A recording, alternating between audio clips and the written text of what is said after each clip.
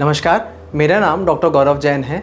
मैं एक phaco surgeon और डायग्नोस्टिक ऑफ्थेल्मोलॉजिस्ट हूँ और बीकानेर आई हॉस्पिटल की तरफ से आप सभी का स्वागत करता हूँ। मेरी इस प्रैक्टिस में सबसे कॉमनली मुझे लोग ये पूछते हैं कि मुझे मोतियाबिंद तो है, पर मुझे इसका ऑपरेशन कब कराना चाहिए या फिर मैं कब तक रुक सकता हूँ जिससे मुझे आगे चलकर कोई दिक्कत ना आए। यहाँ पर मैं शॉर्ट में आपको ये बता देता हूँ कि मोतियाबिंद या कैटरैक्ट आँख की वो बीमारी है जिसमें आँखों का लेंस धीमे धीमे करके अपनी ट्रांसपेरेंसी लूज़ करने लग जाता है और सफ़ेद होने लग जाता है, जिसकी वजह से देखने में दिक्कत आने लगती है। मैं ये बात आपको अपफ्रंट ही बता देता हूँ कि कैटरैक्ट सर्जरी कब कराना चाहिए, ये मैक्सिमम केसेस में पेशेंट्स पर ही डिपेंड करता है। जब कैटरैक्ट बनने लगता है तो इनिशियल पीरियड में आँखों में धुंधलाहट बढ़ जाती है, दिखता सब कुछ है पर क्लियर कुछ भी नहीं होता है। जैसे जैसे कैटरैक्ट डेंस होने लगता है उसके साथ में दिखने में भी कमी आने लग जाती है। अगर आपको ब्लरिंग प्रॉब्लमेटिक लग रही हो तो वही सही समय है ऑपरेशन करवाने का। वहीं पर अगर आपको देखने में बहुत ज़्यादा प्रॉब्लम महसूस ना हो रही हो तो कुछ समय रुकना ही बेटर रहेगा।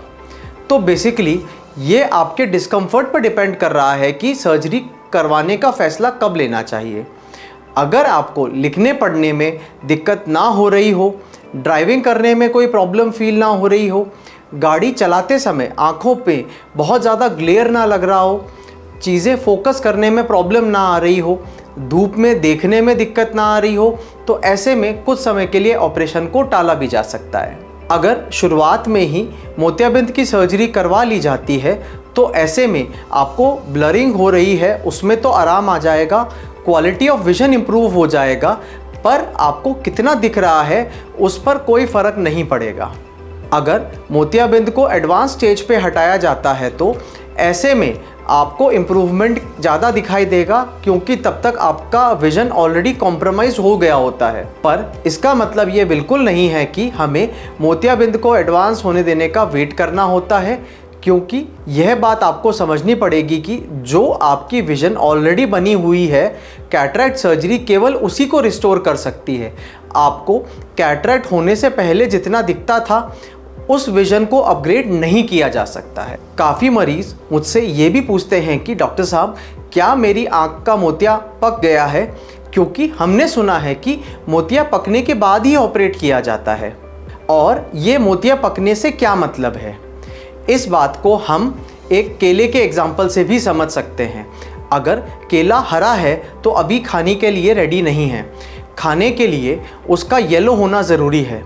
वहीं पर अगर केला भूरे रंग के अंदर में बदल रहा है तो इसका मतलब है कि वो ज़रूरत से ज़्यादा पक गया है और हमने उसे खाने के लिए ज़रूरत से ज़्यादा वेट कर लिया है। अगर आपको मोतिया है भी, पर अगर आपको अपना विज़न नॉर्मल लग रहा है, देखने में दिक्कत नहीं आ रही है, तो वेट करना ही बेटर रहेगा। जैसे ही आपको ये लगने लगे कि अब आपका क्वालिटी ऑफ विज़न पहले जैसा नहीं रहा है, तो वही समय है जब हमें ऑपरेट करवा लेना चाहिए। वहीं पर ज़्यादा वेट करने की वजह से हमारा विज़न बहुत ज़्यादा कॉम्प्रोमाइज़ हो जाता है और मोतियाबिंद के साथ में हमें दूसरी प्रॉब्लम्स आने का भी रिस्क बढ़ जाता है।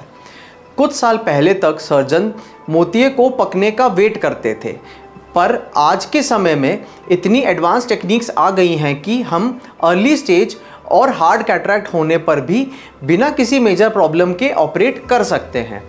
पर यहाँ पर यह समझना भी ज़रूरी है कि डेंस या हार्ड कैटरैक्ट्स कंपैरेटिवली ज़्यादा कॉम्प्लिकेशंस के साथ एसोसिएटेड होते हैं, साथ में इनमें हीलिंग भी स्लो होती है। ऐसा क्यों होता है इसके बारे में भी बात करते हैं। जब हम ज़्यादा हार्ड कैटरैक्ट को आई में से रिमूव करते हैं तो आसपास के टिश्यू को सॉफ्ट कैटरैक्ट के हटाने के कंपैरिजन में ज़्यादा ट्रॉमा होता है। और भी क्या फैक्टर हैं जिन्हें हमें कंसिडर करना चाहिए जब हम ये डिसीजन लें कि सर्जरी कब करानी चाहिए। अगर आपको पहले से ही हाई नंबर का चश्मा लगा हुआ है तो ऐसे में जल्दी सर्जरी करवाना ही फ़ायदेमंद रहेगा, क्योंकि इसमें आपका क्वालिटी और विज़न दोनों में ही ड्रास्टिक फ़र्क आ जाएगा। अगर आपके आँख में ग्लोकोमा भी है तो जल्दी सर्जरी करवाने से ग्लोकोमा को भी कंट्रोल करने में एक्स्ट्रा बेनिफिट मिलता है। अगर आपके आँख के रेटिना में भी बीमारी हो रखी है और रेटिना की जांच कैटरेक्ट की वजह से नहीं हो पा रही हो तो ये भी एक इंडिकेशन है सर्जरी जल्दी करवाने का। एक इम्पॉर्टेंट बात ये भी समझनी ज़रूरी है कि आपको आँख की कोई भी बीमारी हो रही हो उसमें केवल कैटरेक्ट सर्जरी कर देने से आपका विज़न इम्प्रूव नहीं हो पाएगा। जैसे पाँव का काम है चलना, पाँव में कोई भी प्रॉब्लम होगी तो चलने में ही दिक्कत आएगी, पर हर बीमारी का एक सा इलाज नहीं हो सकता है। वैसे ही आँख का काम है देखना, आँख के किसी भी हिस्से में प्रॉब्लम आती है तो देखने में ही दिक्कत आएगी, पर केवल मोतियाबिंद की सर्जरी कर लेने से वह प्रॉब्लम सॉल्व नहीं हो सकती है। साथ में ये बात भी समझना पड़ेगा कि अगर आपको कैटरेक्ट के साथ में कोई और बीमारी भी हो रही हो तो दोनों ही बीमारियों का इलाज करने पर पूरा विजन रिस्टोर हो पाएगा।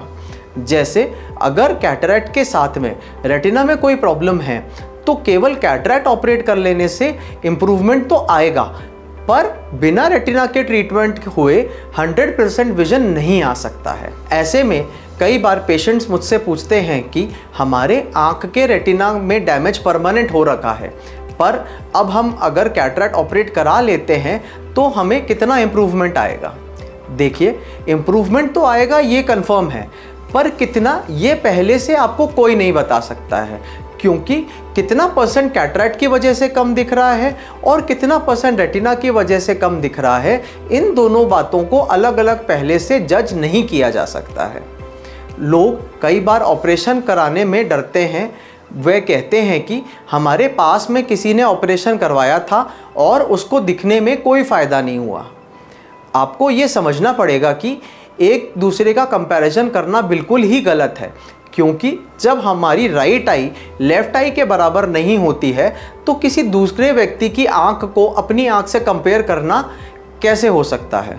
ऐसे में यही बेटर रहेगा कि आप अपने सर्जन से डिटेल्ड डिस्कशन करें, अपनी कंडीशन को समझें और डॉक्टर की सलाह के हिसाब से अपना डिसीजन बनाएं। कैटरेक्ट सर्जरी आज के समय में काफ़ी एडवांस हो गई है। एक्चुअल सर्जरी में यूजुअली 10 से 15 मिनट का ही समय लगता है और मैक्सिमम केसेस में इंजेक्शंस और सूचर की ज़रूरत भी नहीं पड़ती है। इसीलिए मैं आपको यही सलाह दूंगा कि अगर आपको कम दिख रहा है तो जल्दी से जल्दी अपने आई डॉक्टर से अपॉइंटमेंट लेकर अपना चेकअप करवा के टाइमली सर्जरी का डिसीजन लें। मैं समझ सकता हूं कि कोई भी सर्जरी चाहे छोटी हो या बड़ी पेशेंट के लिए बड़ी बात होती है, पर कई बार हम इस डर के कारण अपनी प्रॉब्लम को ज़्यादा कॉम्प्लिकेटेड कर देते हैं। अगर ये वीडियो आपको इन्फॉर्मेटिव लगा हो तो इस वीडियो को लाइक करें और हमारे चैनल को सब्सक्राइब करें। धन्यवाद।